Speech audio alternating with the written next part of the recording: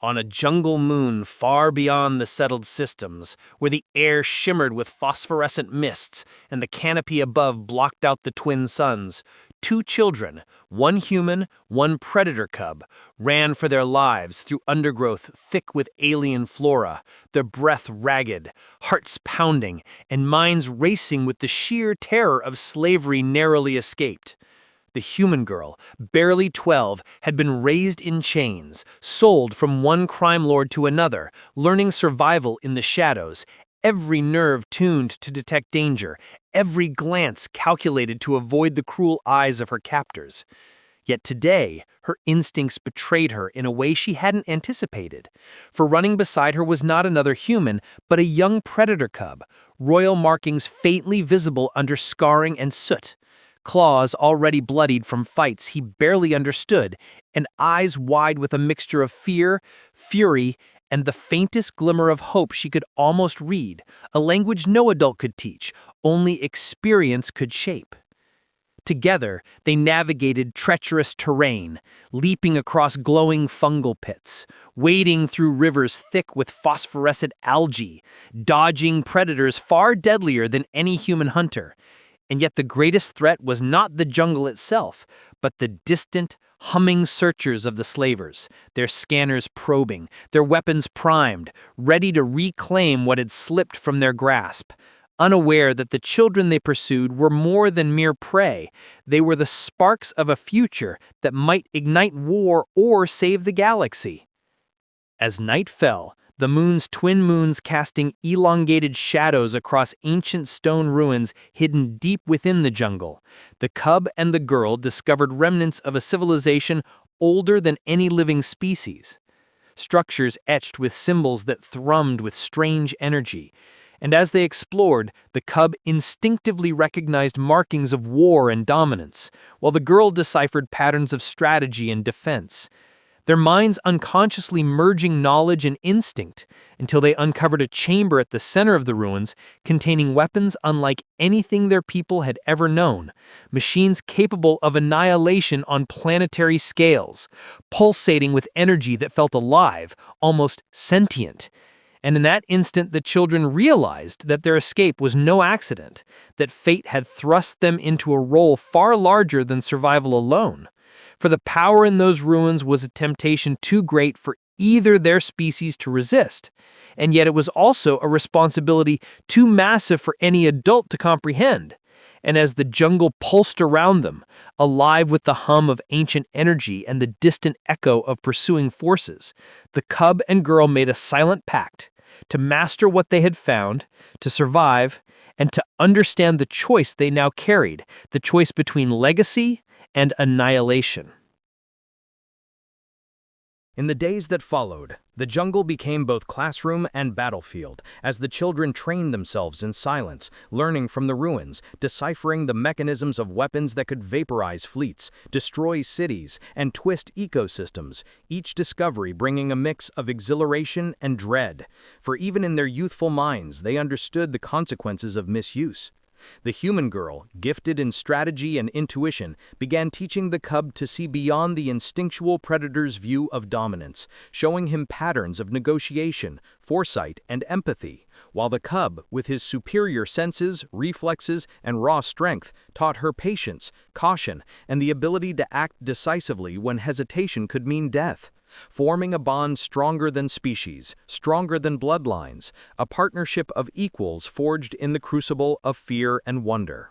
As they explored the ruins, they discovered messages etched by an ancient civilization warning of a cosmic threat that had once nearly consumed the galaxy, a force that slumbered beneath the planetary crust, bound only by these very weapons, suggesting that misuse could awaken a horror neither humans nor predators could hope to contain. And suddenly their knowledge became both a blessing and a curse, for in the wrong hands, war would not be fought for survival or honor, but for annihilation. And they realized the irony. They were too young to wield this power, yet the adults of their respective species, driven by fear, pride, or greed, were blind to the danger, rushing toward conflict, unaware that awakening this force would doom both civilizations.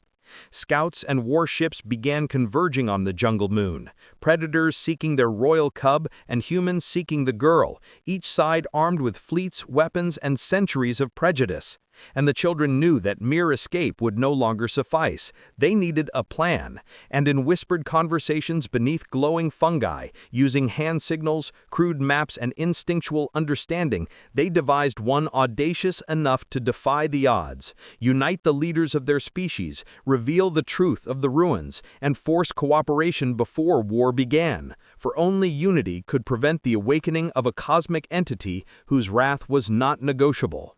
The weight of that responsibility pressed on their small shoulders, yet they moved with courage, navigating ambushes, decoding weapon systems, and evading bounty hunters, all while learning to communicate with one another beyond words, their thoughts aligning in ways that felt almost supernatural, until the first skirmishes erupted on the outskirts of the ruins, lasers cutting through alien foliage, predator plasma bolts illuminating the darkness, human blasters firing in tandem, and in the midst of chaos, the cub and girl acted as guides, rescuers, and diplomats, dodging death while planting seeds of understanding, showing soldiers and warriors alike that the children they had underestimated were now the only hope of survival for everyone. And as the first night of open conflict settled over the jungle moon, they stood together atop the ruins, small figures against a galaxy of warships, the twin moons above casting silver light over weapons that could end life in an instant.